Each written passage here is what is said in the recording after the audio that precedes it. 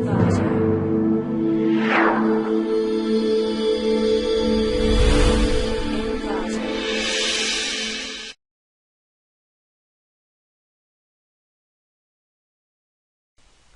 to clickmyproject.com. The project title is Multi-Directional Tracking of Athletes using Matlab. The project abstract is: this document proposes the creation of an Matlab script to find, track and analyze the movement of athletes on their given playing surface with the intent of providing more precise information to coaches and players.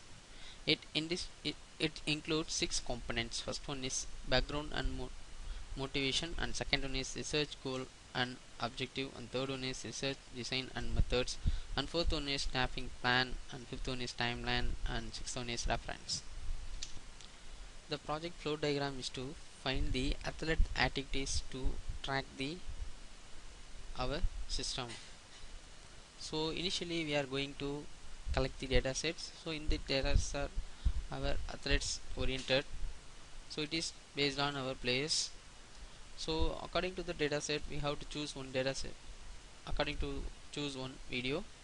So in this video, our input video, so according to that video, first we have to read this video.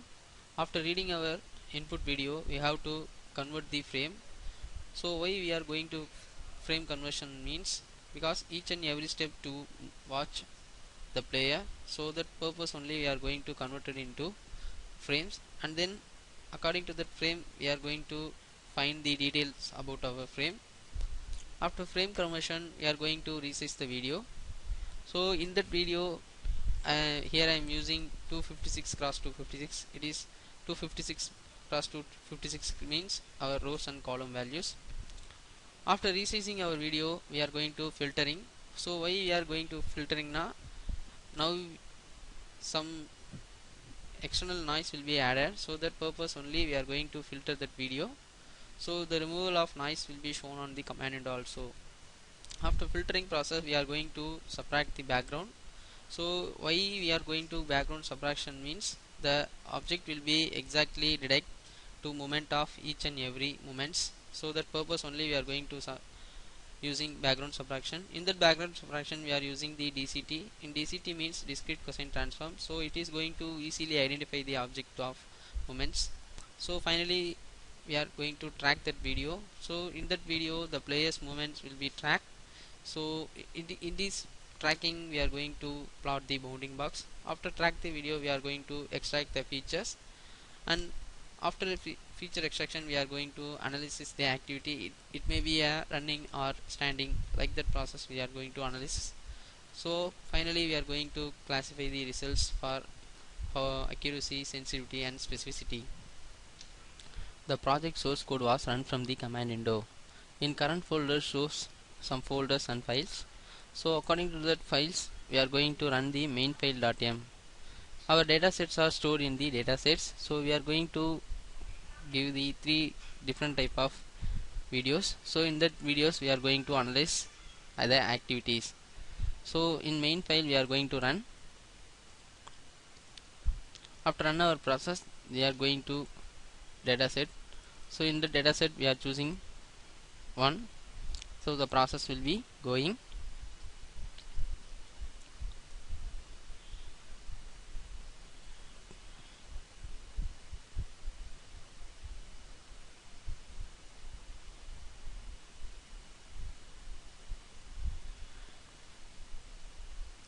So it is the input frame. So the enter the value means our resizing the original video with different size.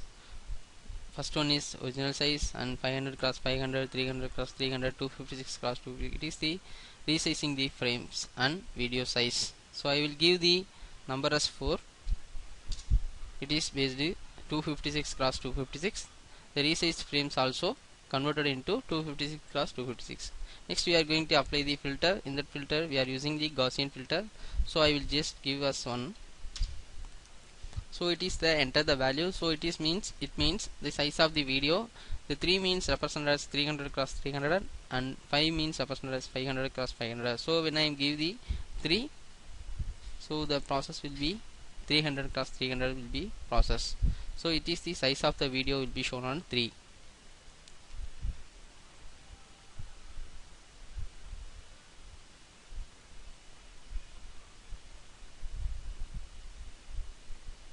So it is the DCT frames. So the maximum speed was achieved. So how much speed will be occur in the object?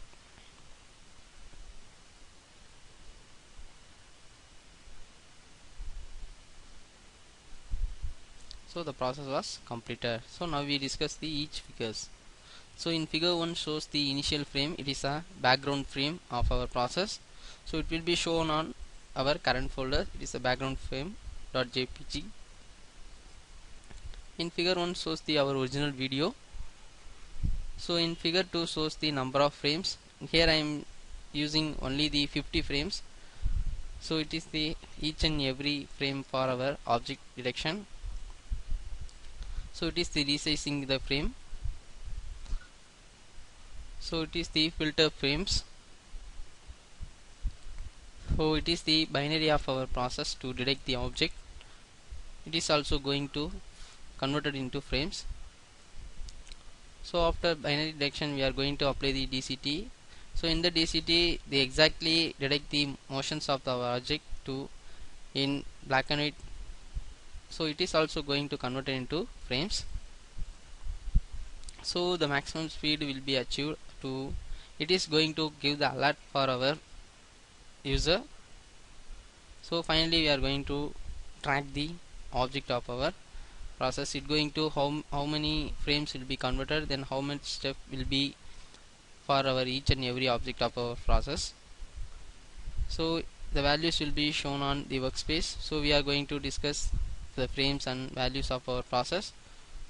So in this process we are going to identify the speed and average step for each person, how much step will be to move.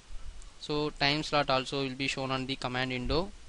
Then each frames will be stored on different folders, binary and BSMTH, dataset and filter frames and point resize. So it is different type of frames will be stored in our folders. So we have to verify when we are occurring the confusion. So the project demo was completed. Thanks to watching this video.